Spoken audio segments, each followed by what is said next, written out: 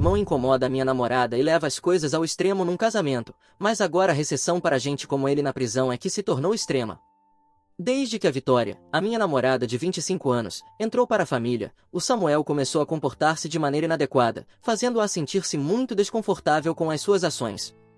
Basicamente, empurrou a nossa mãe para o lado para ser o primeiro a abraçar a Vitória, mantendo-a nos braços tempo demais, até que ela teve de recuar fisicamente.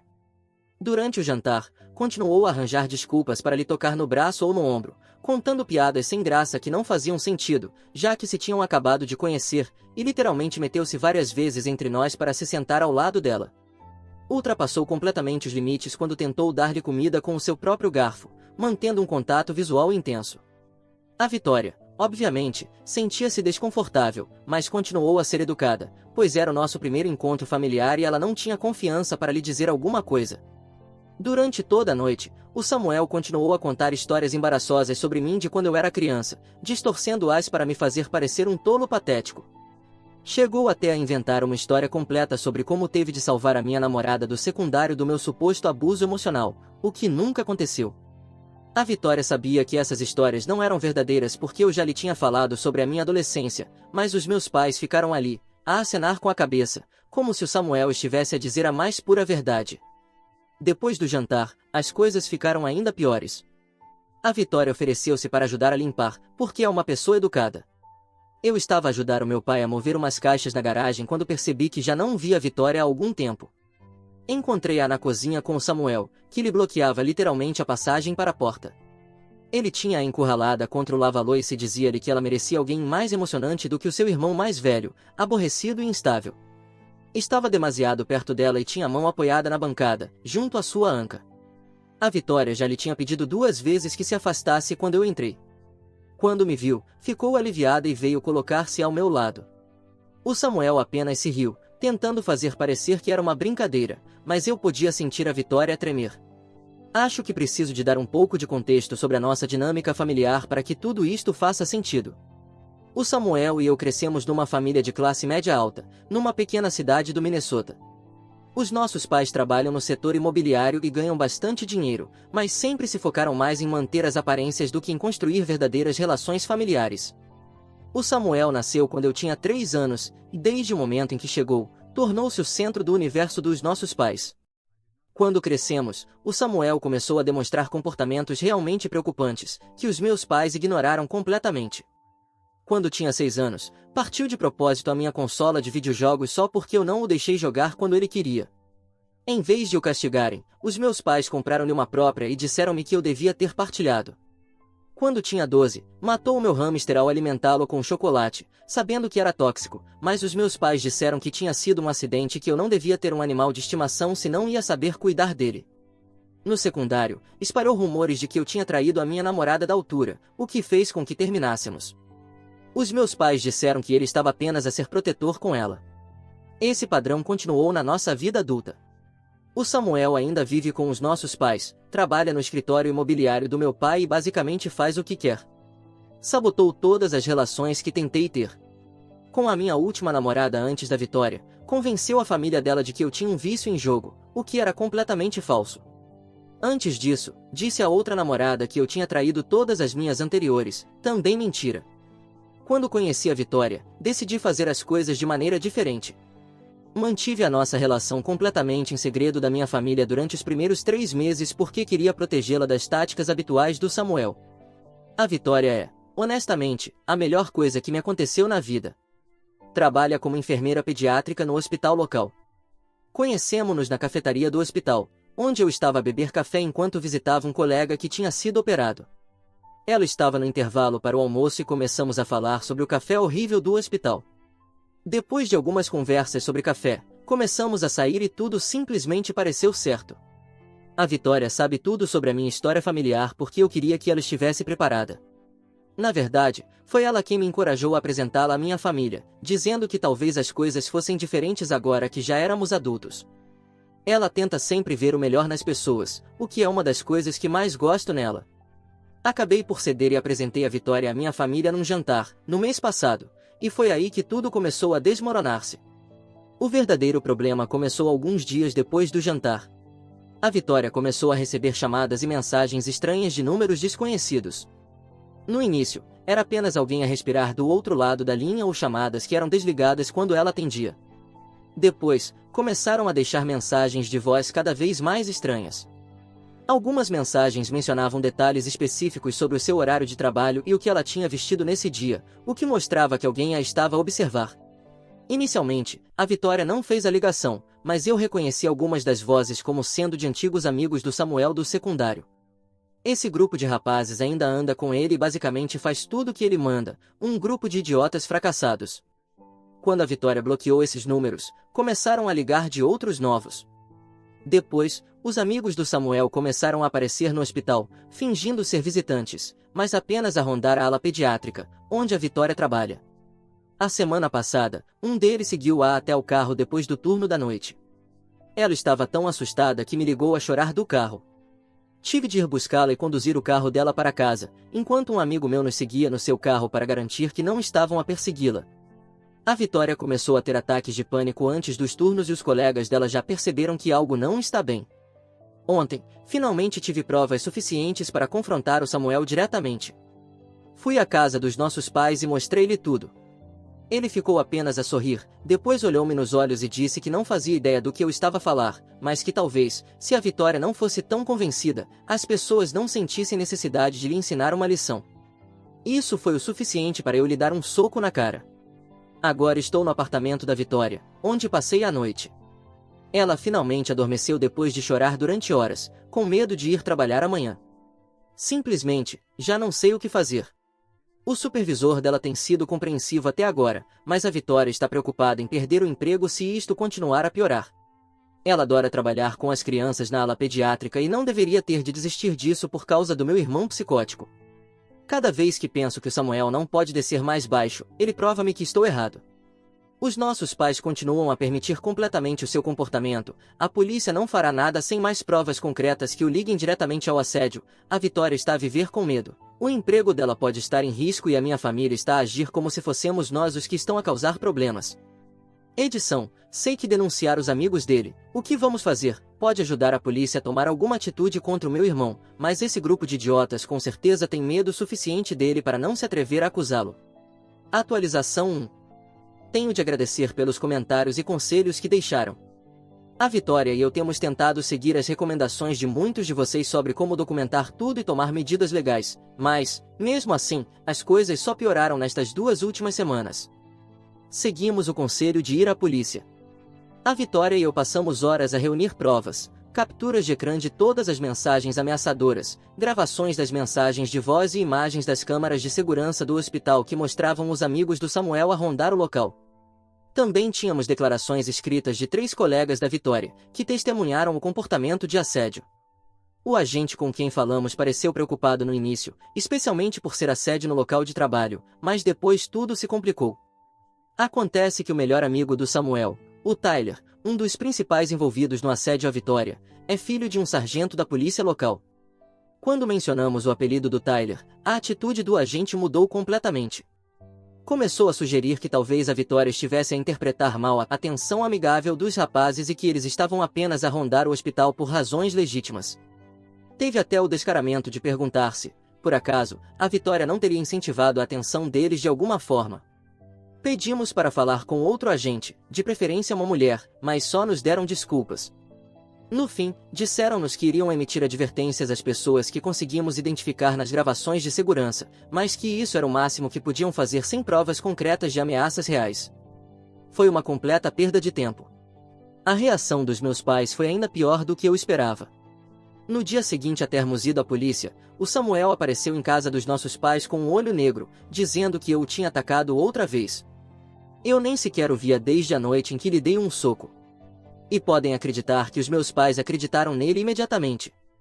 A minha mãe ligou-me a chorar, completamente histérica, dizendo que eu estava fora de controle e que a minha violência tinha de parar, especialmente com o Samuel.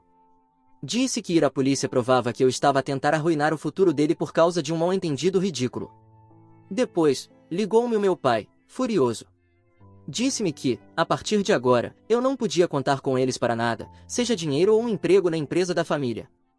Felizmente, eu tenho um bom trabalho e o meu próprio apartamento, mas ficou claro para mim como eles nem sequer me veem como uma pessoa independente, apenas como uma extensão da vida do Samuel. O verdadeiro desastre aconteceu no fim de semana passado. A minha mãe prometeu que o Samuel se iria desculpar por tudo, tanto comigo como com a Vitória. Disse que tinham falado com ele sobre respeitar limites e que ele tinha percebido que o seu comportamento foi inapropriado. Isso era uma novidade, se fosse verdade. Depois de conversar com a Vitória, decidimos dar-lhes uma oportunidade para resolver as coisas, por insistência dela. Isso foi um grande erro. Chegamos à casa dos meus pais para o que supostamente seria um jantar em família para esclarecer tudo. Mas, assim que entramos, soube que algo estava errado. A casa estava cheia de gente, os meus pais, o Samuel, os nossos tios, que sempre ficam do lado do Samuel, e, pior do que tudo, o Tyler e mais 2 rapazes que estiveram a assediar a Vitória no trabalho. A minha mãe chamou aquilo de uma intervenção familiar. Durante 2 horas, todos se revezaram a atacar o caráter da Vitória, enquanto Samuel se sentava ali, a divertir-se com a situação. A minha mãe começou com um longo discurso sobre como a Vitória estava obviamente atraída pela beleza e sucesso do Samuel e que tinha andado a flertar com ele no jantar daquela primeira noite. Disse que a Vitória estava a inventar o assédio porque se sentia culpada por lhe ter dado sinais errados e que agora estava a tentar encobrir-se. A minha tia sugeriu que, provavelmente, a Vitória estava habituada a receber atenção dos homens no trabalho e que tinha interpretado mal um comportamento amigável como assédio por ter a consciência pesada. O Samuel fez a sua parte na perfeição, fingindo estar triste e confuso sobre o motivo pelo qual a Vitória inventaria mentiras horríveis sobre ele. Continuava a dizer coisas como quanto tinha esperado por uma cunhada e o quão triste estava por ela estar a tentar virar-me contra ele. O Tyler e os amigos juraram que só tinham ido ao hospital porque estavam a visitar a avó doente do Tyler, que, aparentemente, se desloca entre diferentes alas todos os dias. O pior foi quando começaram a questionar a sanidade mental da Vitória. Falaram do facto de ela, por vezes, trabalhar turnos noturnos, insinuando que a privação de sono podia estar a deixá-la paranoica. Disseram que o trabalho com crianças doentes devia ser muito estressante e que, talvez, ela estivesse apenas a projetar esse estresse. A minha mãe teve até a audácia de lhe recomendar um terapeuta que poderia ajudá-la. A Vitória tentou defender-se no início, explicando calmamente o assédio e mostrando-lhes novamente as mensagens de texto e os áudios que tinha recebido, mas eles falavam por cima dela, descartavam as provas como mal-entendidos ou sugeriam que, de alguma forma, ela tinha provocado tudo. Quando Tyler começou a descrever em detalhe o que a Vitória tinha vestido em dias específicos no trabalho, provando que a estava a perseguir, os meus pais reagiram como se isso fosse prova de que ela estava a tentar chamar a atenção. O ponto insuportável foi quando convidaram o Tyler e os amigos para se juntarem a nós na sobremesa, dizendo que queriam mostrar-nos os bons rapazes que eles realmente eram. A Vitória começou a ter dificuldades em respirar e teve de sair da sala. Quando tentei ir atrás dela, a minha mãe agarrou-me pelo braço e disse-me que estava na hora de escolher entre a minha verdadeira família e uma rapariga que, obviamente, era instável e estava a tentar causar problemas. Escolhi a Vitória. Saímos imediatamente e não falei mais com a minha família desde essa noite. Os amigos do Samuel ficaram ainda mais ousados com o assédio agora, espalhando rumores no local de trabalho da Vitória, dizendo que ela tem problemas mentais e um histórico de falsas acusações. Ontem, o supervisor dela chamou-a para uma reunião para discutir preocupações sobre o drama no trabalho. Apesar de parecer compreensivo, avisou-a de que toda esta situação começava a afetar o seu desempenho profissional e sugeriu que considerasse transferir-se para outro departamento ou hospital. Contratamos um advogado, que está a ajudar-nos a conseguir ordens de restrição, mas é um processo lento. A Vitória tem procurado vagas noutros hospitais e um ex-colega ofereceu-se para ajudá-la a conseguir um emprego, mas é numa cidade a uns 300 quilômetros de distância. Odeio que estejamos a ser forçados a considerar medidas tão drásticas, mas não aguento ver a Vitória tão assustada e estressada o tempo todo. Agora, chora antes de cada turno e perdeu peso porque está demasiado ansiosa para comer. Simplesmente, já não sei o que fazer. Cada tentativa de lidar com isto de maneira racional falhou. A minha família está completamente fora de si, a polícia é inútil e sinto que o Samuel está a ganhar. Atualização 2. Gostaria de estar a escrever com melhores notícias, mas tudo desmoronou completamente depois do que aconteceu no casamento da minha prima Holly, no fim de semana passado. Esperei alguns dias antes de me sentar para escrever isto atualização. A única coisa boa deste pesadelo é que terminou com o Samuel algemado e a nossa família permanentemente dividida. Um pouco de contexto primeiro. A Holly sempre foi a única pessoa da família, além do meu avô, que nunca acreditou nas mentiras do Samuel. Quando éramos crianças, apanhou-o a torturar o seu gato e contou a toda a gente, mas os meus pais convenceram a família de que ela estava a mentir por atenção. A Holly nunca esqueceu isso e tem estado firmemente do meu lado durante toda esta situação com a Vitória. Ela chegou até a escrever uma declaração detalhada para o nosso advogado sobre o historial de comportamento do Samuel. Quando a Holly nos enviou o convite para o casamento, a Vitória e eu hesitamos em ir, mas a Holly ligou-nos pessoalmente, prometendo que só tinha convidado o Samuel porque os pais dela insistiram e que tinha contratado segurança extra especificamente para o vigiar. Além disso, sentou-nos numa mesa com a família do noivo, longe dos meus pais e do Samuel. Pensamos que, com tantos testemunhas por perto e com segurança presente, o Samuel não tentaria fazer nada estúpido. A cerimônia correu bem, e, no início da recepção, tudo parecia estar tranquilo. O Samuel estava sentado na mesa da família com os nossos pais, e nós estávamos do outro lado da sala, com os sogros da Holly. A Vitória finalmente estava a começar a relaxar e a aproveitar a noite, pela primeira vez em semanas. Por volta das 9 da noite, a Vitória foi à casa de banho. Tinha saído há uns 10 minutos quando reparei que o Samuel já não estava na sua mesa. Algo não me parecia certo, por isso fui procurar a Vitória. Enquanto caminhava para a zona das casas de banho, ouvi a Vitória gritar. Comecei a correr e foi nesse momento que o Miller, o marido da Holly, e o irmão dele apareceram na esquina à minha frente. Encontraram Samuel a pressionar a Vitória contra a parede no corredor, à porta da casa de banho, a tentar agredi-la enquanto ela se debatia. O Samuel tinha uma mão sobre a boca dela e a outra a apertar-lhe o braço com tanta força que lhe deixou nódoas negras. O Miller e o irmão afastaram-no da Vitória mesmo quando eu cheguei. Ela estava a tremer e a chorar, o vestido rasgado no ombro e marcas visíveis nos braços. O Samuel estava obviamente bêbado e começou a gritar que a Vitória o tinha estado a provocar a noite inteira. Ela literalmente nem sequer se tinha aproximado dele. O irmão do Miller, que é a polícia noutra cidade, ligou imediatamente para a polícia local, enquanto o Miller levava a Vitória para uma sala privada, onde a Holly e a mãe dela tentavam acalmá-la. Foi aí que tudo piorou, se é que isso era possível. Quando a polícia chegou, os meus pais tentaram impedir que o Samuel fosse preso. A minha mãe gritava que tudo aquilo era um mal-entendido e que a Vitória devia ter provocado o Samuel.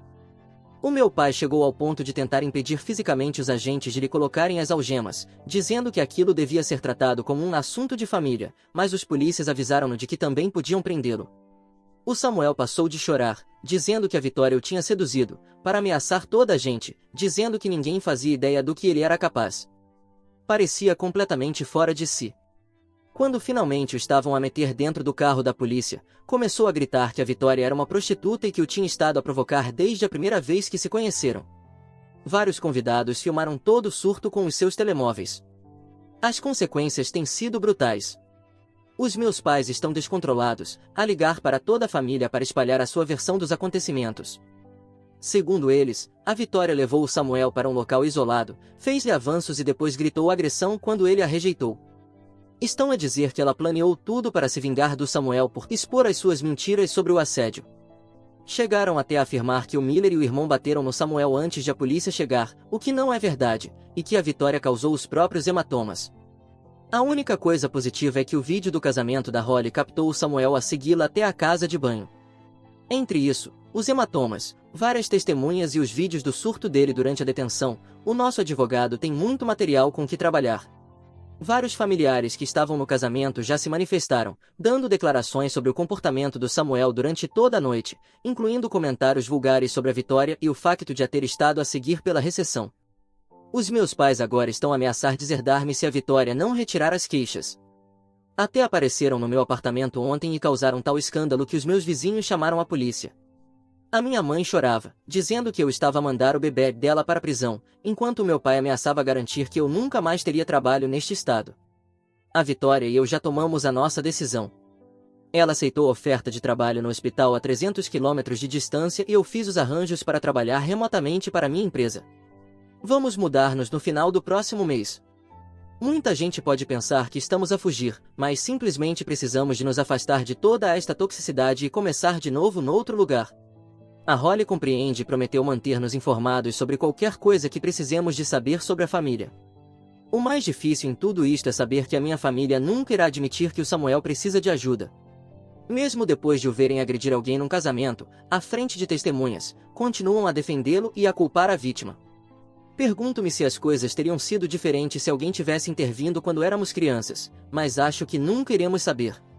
Atualização 3. Não planeava publicar outra atualização, mas aconteceu algo ontem que sinto que devo partilhar.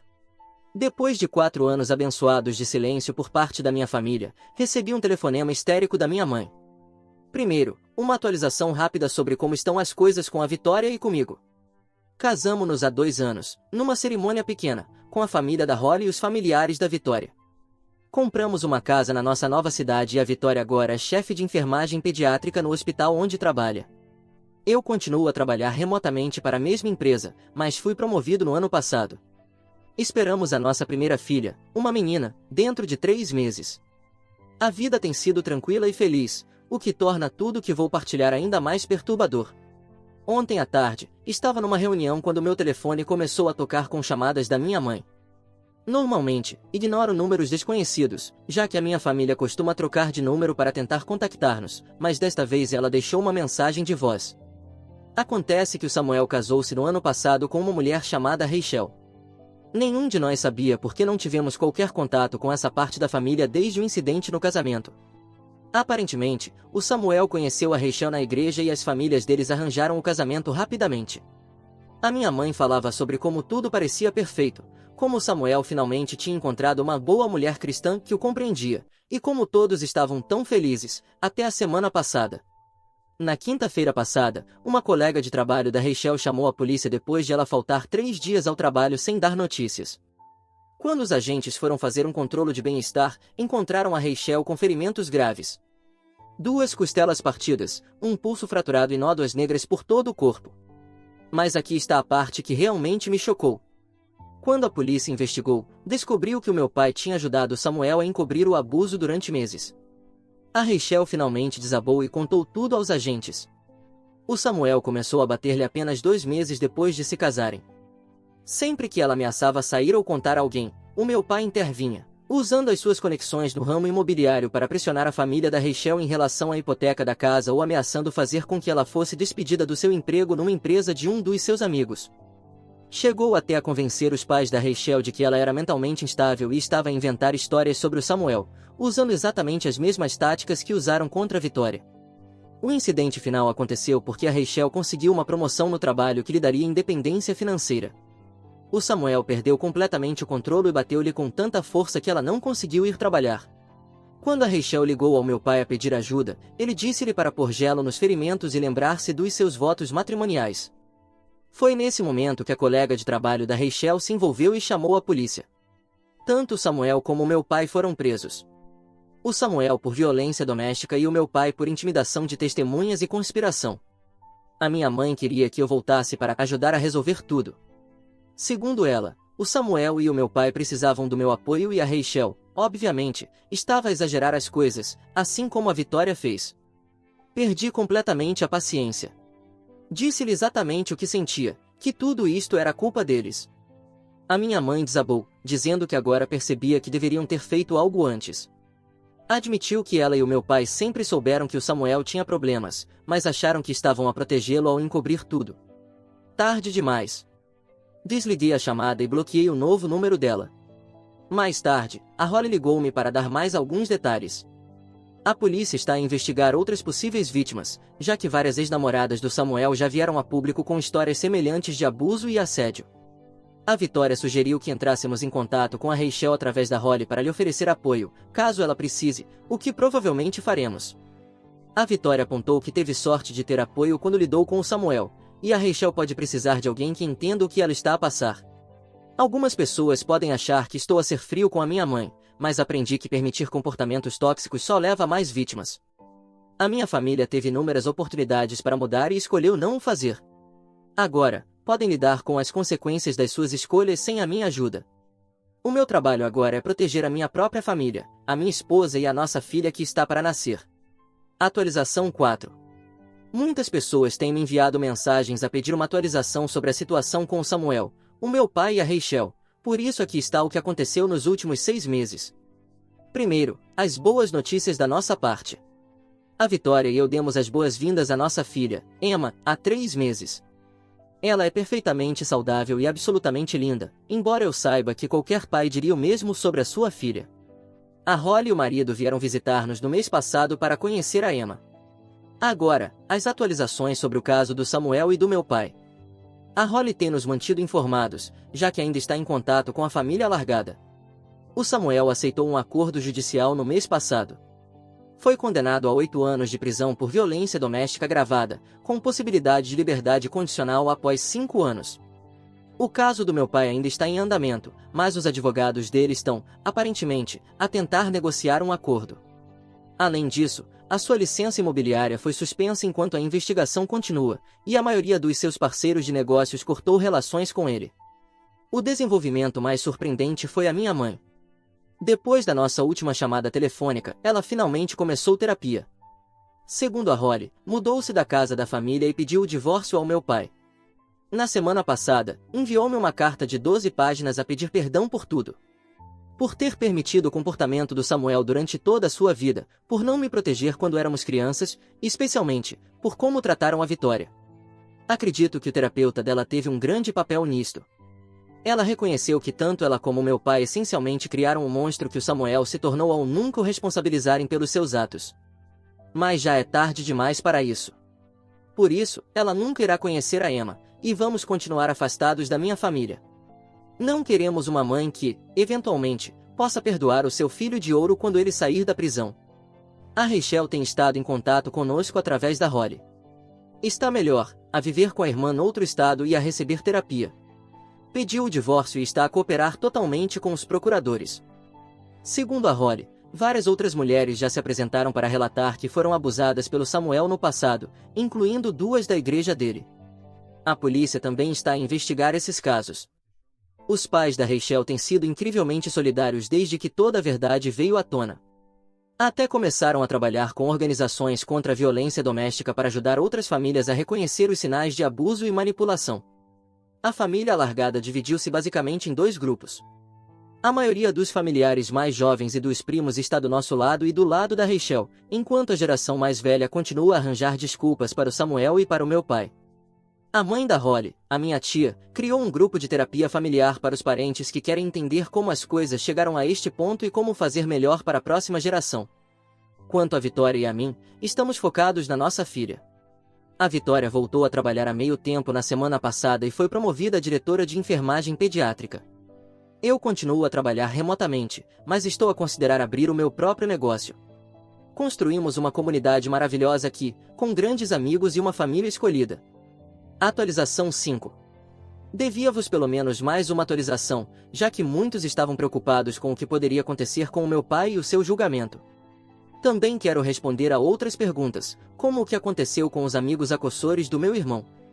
Os amigos fracassados do meu irmão continuaram a ser fracassados.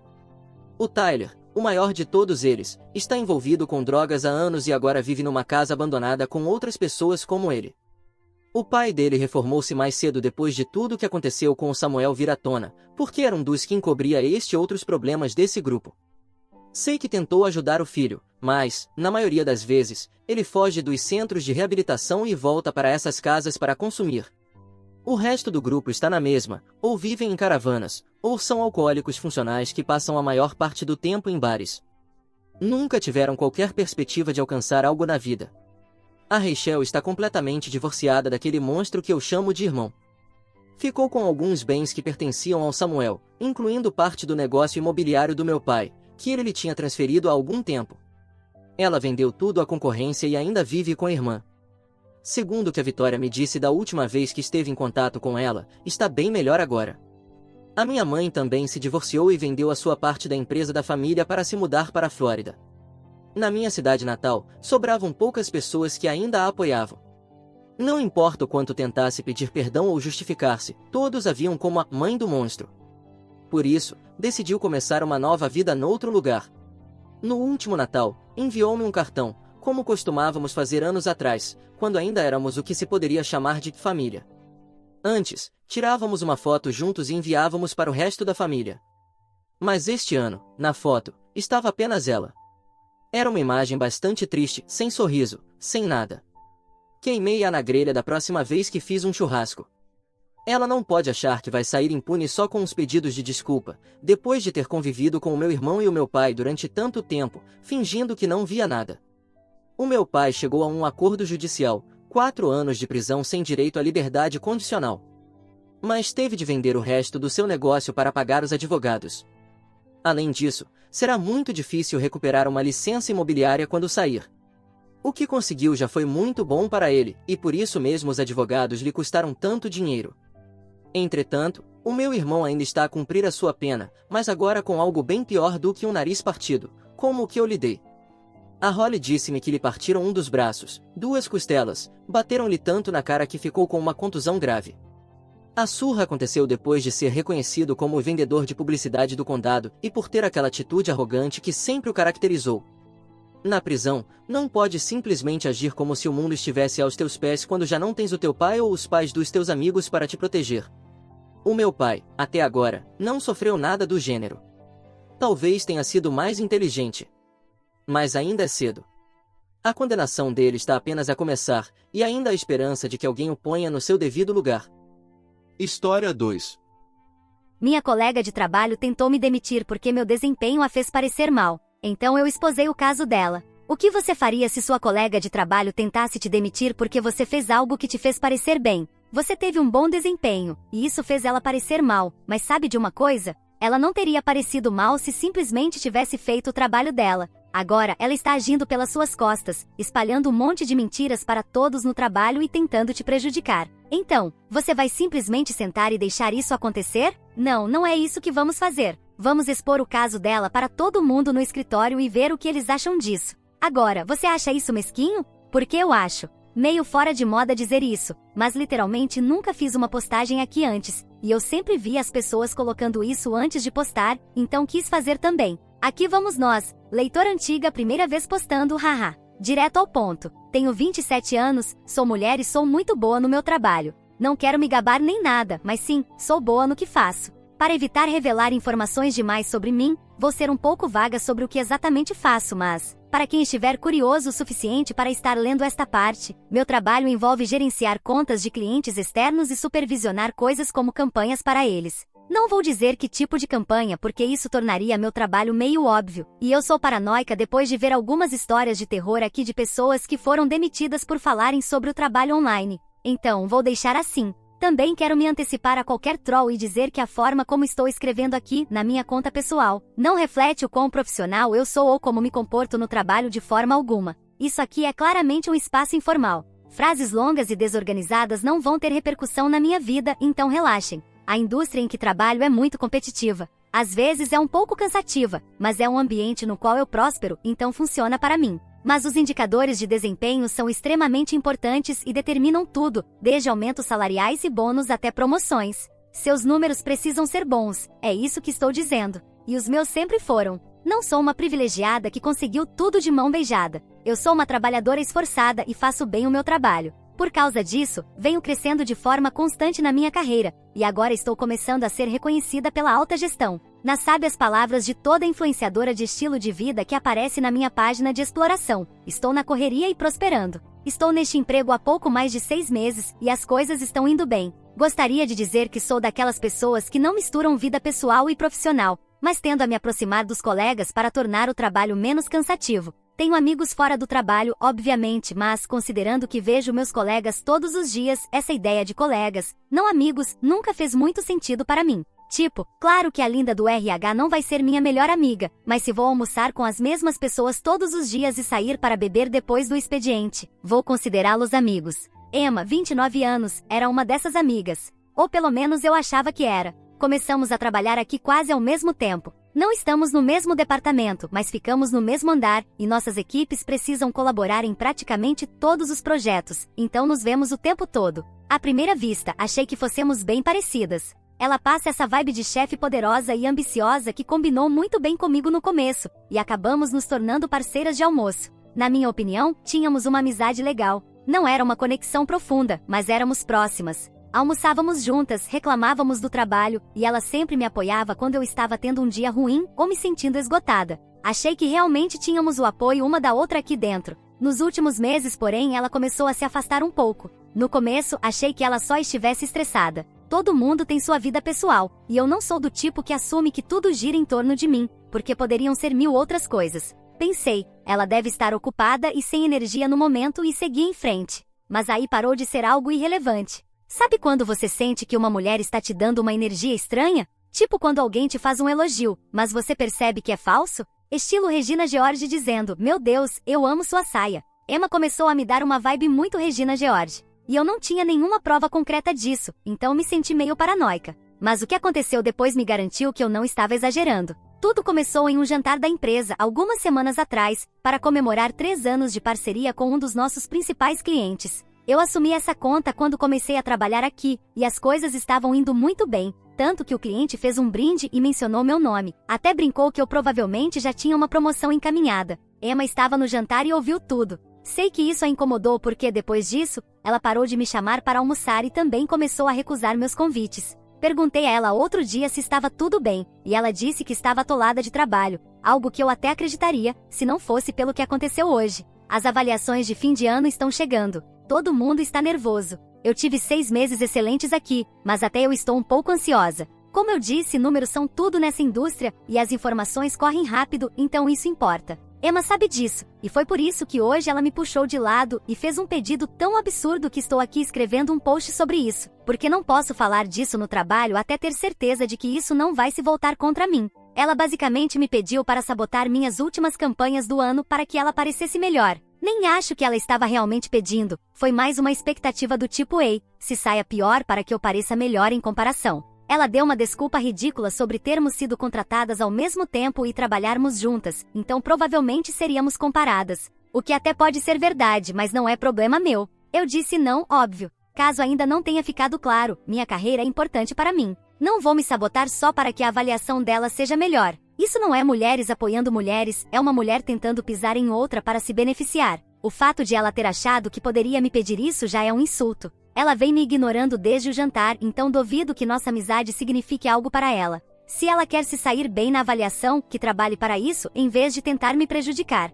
Tive uma reunião logo depois dessa conversa com ela e agora estou em casa, então ainda não lidei com nenhuma consequência disso. Espero que ela tenha entendido a mensagem e que não haja mais problemas, mas já estou me preparando para qualquer coisa no trabalho amanhã. Se tiver alguém de RH lendo isso, há algo que eu deva fazer para me proteger? Acho que a situação é bem clara, já que recusei, mas se isso puder me prejudicar de alguma forma, quero saber. Atualização 1. Estou meio irritada, então voltei para as profundezas da internet em busca de um vazio para gritar, e talvez de algumas pessoas que trabalham em RH para me darem uma forma bem específica de lidar com essa situação, de preferência em um comentário bem longo, porque se tem uma coisa que eu sei sobre a internet, é que a maioria das pessoas que trabalham em escritórios passam praticamente o dia todo online. Certo? Sei que alguns de vocês trabalham em RH. Sei que alguns de vocês provavelmente já descobriram em que área eu trabalho. Então, me ajudem. Emma, como eu a chamei no post da semana passada, tem sido extremamente irritante. Honestamente, estou começando a questionar como algum dia a considerei minha amiga.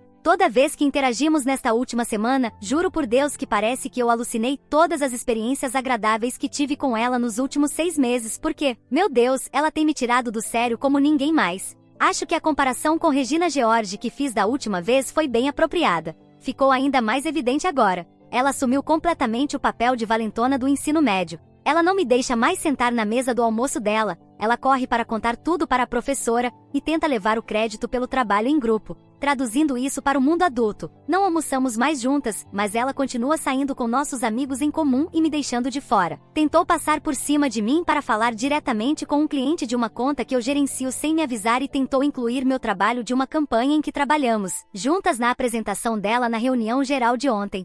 Bom, caso você não saiba, uma reunião geral ou town hall no corporatives é basicamente uma assembleia da empresa. A maioria dos lugares onde trabalhei faz uma a cada trimestre ou a cada 2 meses talvez. É uma chance para todos na empresa se alinharem e compartilharem informações. Geralmente, cada departamento ou equipe apresenta um pouco sobre os projetos que realizou e os chefões falam algumas coisas. Sou líder de equipe no meu departamento e responsável por algumas das contas mais importantes da empresa, então sempre faço uma apresentação nessas reuniões. Emma foi promovida há alguns meses para líder de equipe no departamento dela, então essa foi apenas a segunda vez que ela falou pela equipe dela. Os nossos departamentos no geral se sobrepõem bastante e nossas equipes, em particular, trabalham juntas em muitas campanhas. Basicamente, o meu departamento é responsável pelas contas, e o departamento da Emma ajuda com as campanhas. Como já trabalhamos juntas em várias, eu esperava ver algumas coisas conhecidas na apresentação dela. Mas eu fiquei chocada quando ela simplesmente tentou levar o crédito por uma grande parte do trabalho que a minha equipe fez.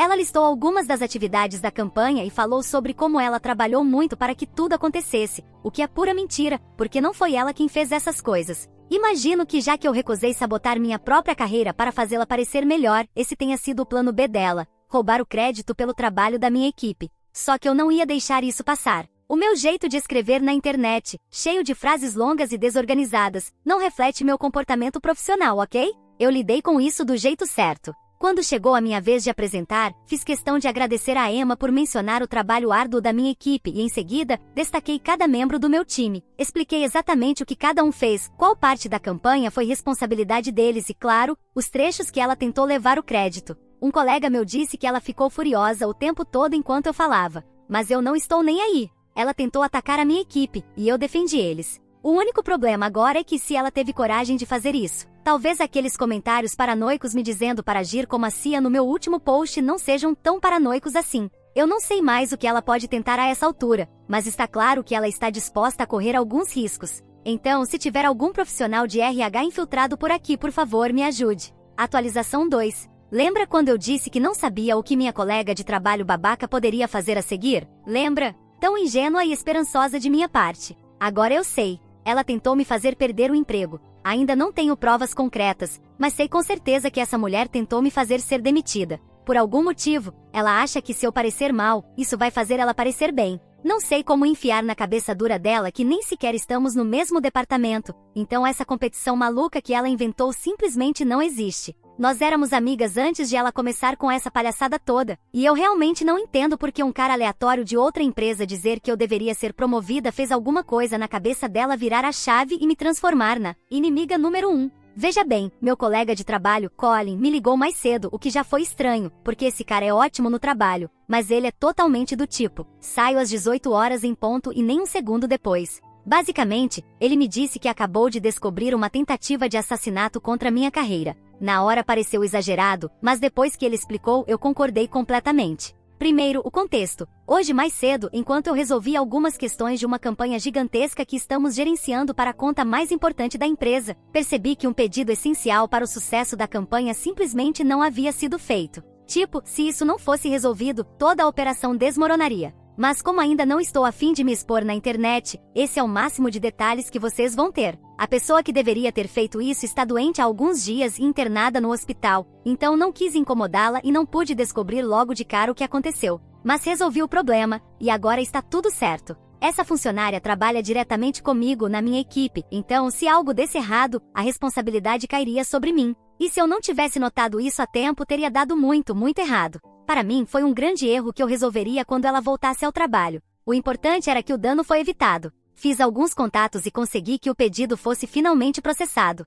O prazo agora ficou mais apertado, mas, no fim das contas, tudo ficará bem. Se eu tivesse percebido isso só amanhã, já seria bem menos tranquilo. De qualquer forma, haverá um pequeno atraso, e é aí que entra o Colin. Colin é basicamente o intermediário entre nossa empresa e nossos clientes. Meu departamento gerencia as contas, mas ele ajuda a coordenar as comunicações entre nós e eles. Como houve um atraso, informei Colin para que ele pudesse manter o cliente atualizado. Acontece que Colin e minha colega doente são amigos, e ele foi visitá-la no hospital junto com outras pessoas. Lá, ele mencionou a situação porque sabia que era algo que ela deveria ter feito. Ainda bem que ele falou, porque foi aí que ela contou que sim, ela fez o pedido. Isso fez Colin, pela primeira vez na vida, voltar ao escritório depois das 18 horas para investigar. E adivinhem, ele descobriu que o pedido foi feito, mas foi cancelado alguns dias atrás. E quem cancelou? Emma. Agora tudo que tenho é a palavra do Colin, mas amanhã, quando estivermos no escritório, ele vai me encaminhar todas as provas que conseguir.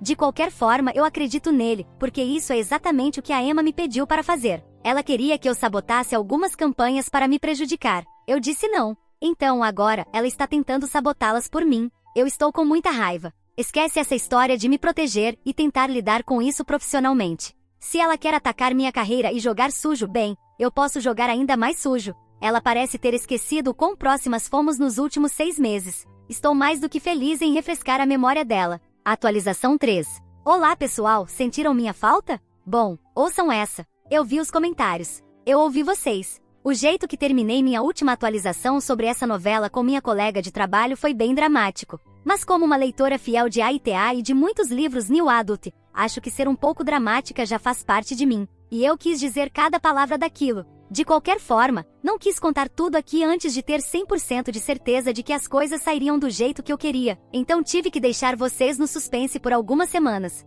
Mas agora acho que estou finalmente livre do risco de dar azar. Então, aqui está o que aconteceu. Um fato pouco conhecido sobre mim: sou muito boa no meu trabalho. Sim, eu vi todos os comentários me zoando por ter orgulho de mim mesma e por saber disso, mas fazer bem meu trabalho envolve muita interação com clientes. Eu preciso conversar com as pessoas e fazer com que gostem de mim para conseguir entregar resultados. O jeito que faço isso? Sendo extremamente observadora. É um talento. E também é algo que eu não consigo desligar. Além disso, eu era muito próxima da Emma quando começamos a trabalhar aqui juntas. Então, eu observei algumas coisas. Por exemplo, Emma, que estacionava ao lado do meu carro todo santo dia, começou a sair do trabalho no carro de outra pessoa cerca de 1 mês depois de começarmos aqui. Ela também passou a deixar roupas extras no escritório e a se arrumar de manhã bem cedo no trabalho. Eu posso estar chegando perto dos 30, mas ainda reconheço um walk of shame quando vejo um. Minha primeira suposição? Ela estava ficando com alguém do trabalho e escondendo isso por causa das regras super rígidas contra relacionamentos aqui. Pelo que eu vi, um antigo CFO se envolveu com uma estagiária, e desde então, as políticas são extremamente rigorosas. Isso não me afetava em nada, já que eu não estava me envolvendo com ninguém no escritório, e o fato de Emma estar também não fazia diferença para mim. Então fiquei quieta. Nem acho que ela sabia que eu sabia. Avançando para quando eu estava aqui há uns 4 meses, Emma foi promovida a líder de equipe. O antigo líder saiu para outra empresa, então ela não passou a perna em ninguém, mas ainda assim foi uma promoção surpreendente, porque havia membros da equipe mais antigos que estavam esperando assumir o cargo. Então, eu vi Emma saindo do carro do chefe dela. E aí, tudo fez sentido. O chefe dela, Martin, tem uns 36 anos. Ele não é meu chefe direto, mas é o diretor do departamento dela. Ele é um figurão. Mais uma vez, eu não disse nada. Primeiro, porque não era da minha conta. E segundo, porque eu realmente acreditava que Emma merecia a promoção. A razão pela qual fiquei tão confusa com essa obsessão dela de querer que eu me sabotasse é porque ela era boa no trabalho dela. Foi por isso que nos demos tão bem. Ela era determinada e ambiciosa, assim como eu. Eu achei que sim, talvez a promoção dela tivesse vindo um pouco cedo demais, mas que ela fazia por merecer. Agora eu já reavaliei essa opinião. Ela jogou sujo e tentou me fazer ser demitida? Então eu joguei mais sujo ainda e contei para o RH sobre o caso dela com o chefe. Os relatos para o RH são anônimos. Fui até eles na posição de uma amiga preocupada, alegando que temia que Emma estivesse sendo explorada por alguém em posição de poder sobre ela. Isso foi um pouquinho maldoso? Talvez. Mas tem um motivo pelo qual o karma não se chama doçura. Atualização 4. Gente, calma. Eu não fui demitida por ter denunciado Emma e o chefe dela por estarem se pegando, e não fiquei meses desempregada sofrendo. Eu só achei que minha última atualização já tinha dito tudo, e que eu podia parar de escrever sobre minha ex-colega insuportável na internet. Mas pelo visto eu estava muito enganada. A internet exige um desfecho satisfatório. E se tem uma coisa que eu sou, é alguém que entrega o que prometeu. Então aqui vai. Emma e Martin foram demitidos. Pelo que me disseram, Emma meio que percebeu que fui eu quem a entregou, mas ela não tinha provas. E como eu já tinha bloqueado ela de tudo, nunca vamos saber com certeza como ela se sente sobre isso. Só sei que o último dia dela foi extremamente constrangedor para todo mundo ao redor enquanto ela empacotava as coisas. Por coincidência, eu estava doente nesse dia e fiquei em casa, então fui poupada do terror de assistir tudo de perto. Agora, já que eu já tenho uma reputação aqui de me achar demais, vou aproveitar para me gabar um pouco mais. Eu consegui um novo emprego. Pouco tempo depois de toda essa confusão, recebi uma proposta de um dos meus clientes para sair da minha antiga empresa e ir trabalhar para eles. Era um cargo melhor, com um salário bem maior, e eu ainda teria a chance de trabalhar com uma equipe com a qual sempre me dei super bem, ao invés de só gerenciar campanhas para eles. Foi uma decisão fácil. Então, agora não só estou em um novo emprego ótimo, onde tudo está indo maravilhosamente bem, se é que posso dizer isso de mim mesma, mas Emma está desempregada e deprimida, se minha ex-colega Marcy, que vive por fofocas, estiver falando a verdade. Normalmente eu não sou uma pessoa vingativa, mas de alguma forma, saber que tudo isso explodiu na cara dela me faz me sentir espetacularmente melhor.